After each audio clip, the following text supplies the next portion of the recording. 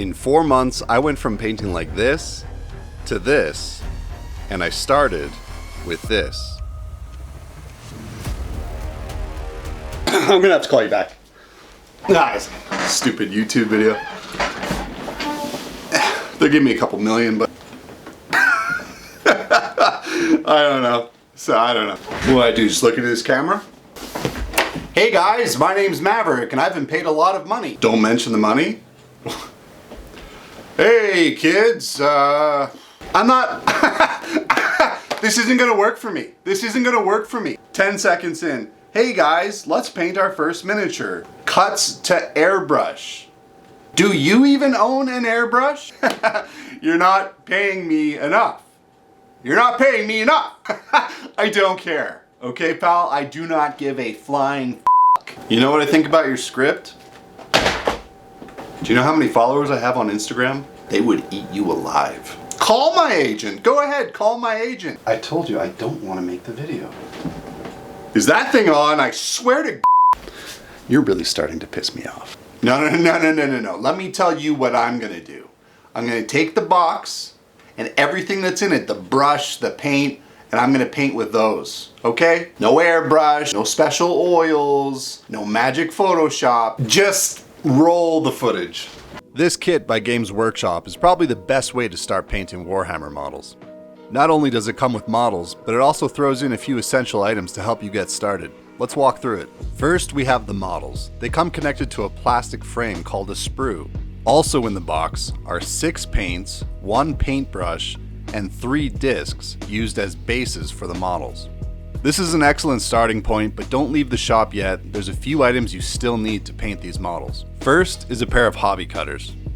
These are used to remove the model from the sprue. I know what you're thinking, I have something at home that can do this job, but trust me, buying these now will save you a headache later. Next up is a hobby knife. This is an extremely sharp knife used to clean up the points where the model was fused to the sprue. You're also going to want to get 1 can of black primer. I'll go into detail later why that's important. You're going to need something to put your paint on before you apply it to your model. You could probably get away with using a lid for a Tupperware container, but I got this paint palette from the dollar store for 50 cents and it works great. Finally, you'll need a cup or some sort of container to hold water in. Now you have everything you'll need to paint your Space Marines, but I want to give you guys the best experience possible. There are 3 paints that will take your models to the next level: Nuln Oil, Lead Belcher, and Blood for the Blood God. Alright, so we have everything on our shopping list and now it's time to build. Typically instructions would be inside of the box, however, since this is a starter kit, they're written on the back. Here we can see which pieces go together to complete our 3 models. Each item is assigned a number that matches the number etched into the sprue. There's also a map of the paints in the box and where Games Workshop suggests they go. For this tutorial, let's paint Space Marine number 1. Using our hobby cutters, we remove our Marine from the sprue piece by piece, carefully making sure that we only cut the connection point and not the model.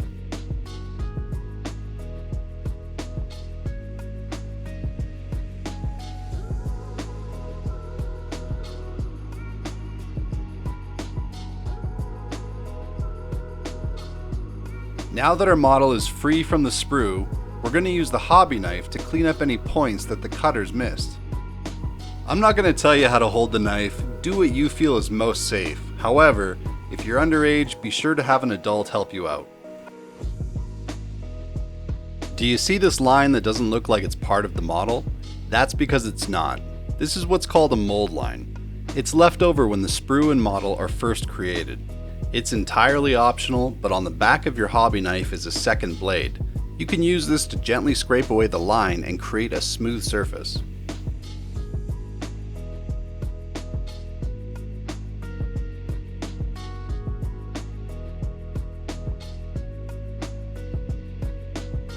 Now that our Space Marine is all cleaned up, we can go ahead and put them together.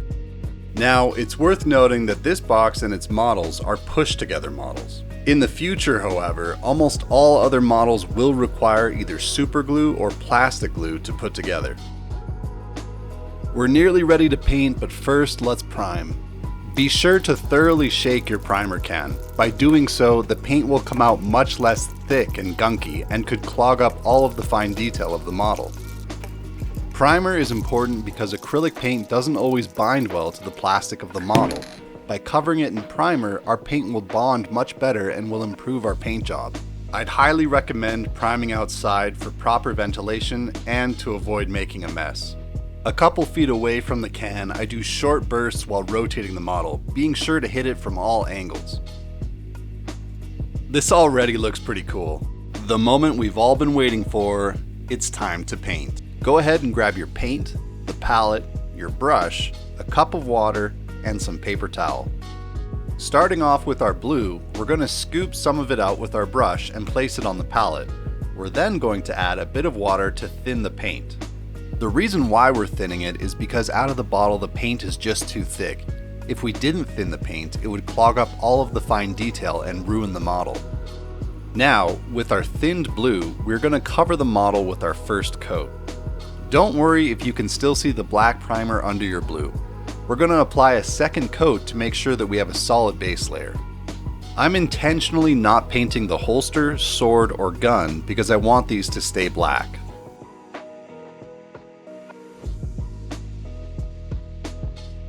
Always allow each coat of paint to fully dry before starting the next. Don't worry if you miss some spots, we'll get them in the next coat. Be sure to clean off your brush between each coat as well. Now that our first coat is dry, we apply our second coat covering the same area plus anything we missed.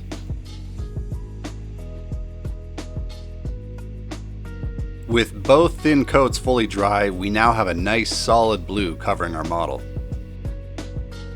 Now we're going to take our black paint and thin it down with a little bit of water as well. We're going to use the black to paint our holster, sword, gun, and the little pouches on the back. The reason why we are repainting the areas that are already black is because the paint from the can is slightly different from the paint in the bottle. I decided to also paint these little areas where the armor is exposed and a few little accessories that I'll show you. It adds nice detail and breaks up all the blue. Don't worry if you made a mistake, we can always go back with our previous paint and correct it.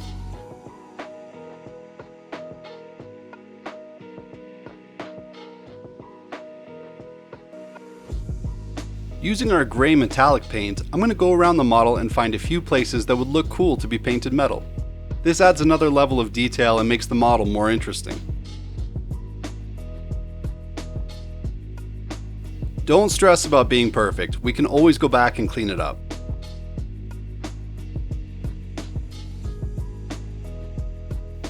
We're now going to use our Nuln Oil. Nuln Oil is a type of paint called a wash. Washes are like super thin paint that are designed to tint the color you put it on top of. They also pool in fine details of our model, making them stand out more. You can get washes in nearly any color, but for this blue marine we are using a black wash to amp up the shadows. Now, without a doubt, this will be one of the most difficult steps for a beginner to master. The key to using washes is by tackling one part of the model at a time. The wash itself can dry very fast and leave undesirable stains. When we lay down the wash, we want to keep our brush moving and try to push the wash off of flat areas into the details before it dries. If you happen to lay down too much wash at once, simply dry your brush on paper towel, then use the brush to soak up the wash off of the model.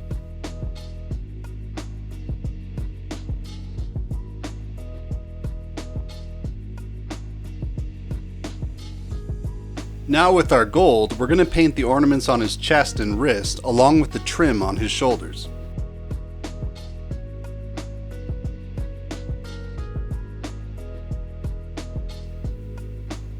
Agrax Earthshade is a wash just like Nuln Oil. Only difference is that this is a brown wash instead of a black. The brown will complement our gold and bring out the fine details.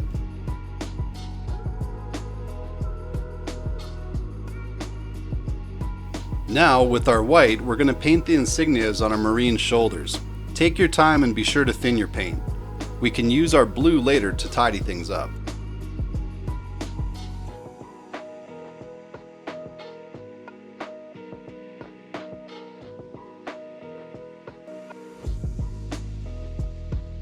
Let's add a little character to our model.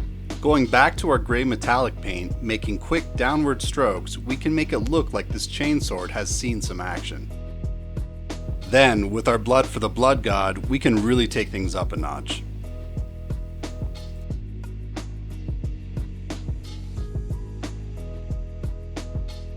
The next concept I want to show you guys is called edge highlighting. The basic idea is adding a lighter color to the edges of your model to highlight the shape and structure of it. For this marine, I've mixed equal parts blue and white to create a blue lighter than our armor.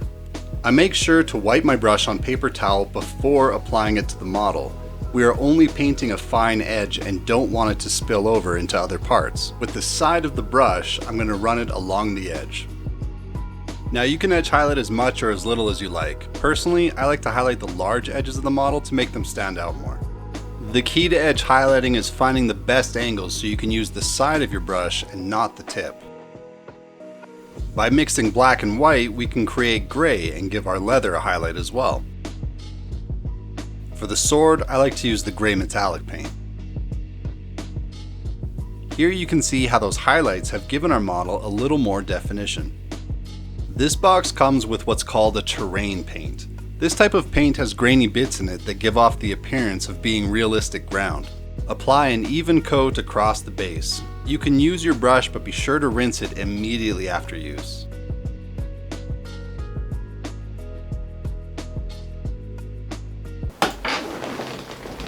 Huh?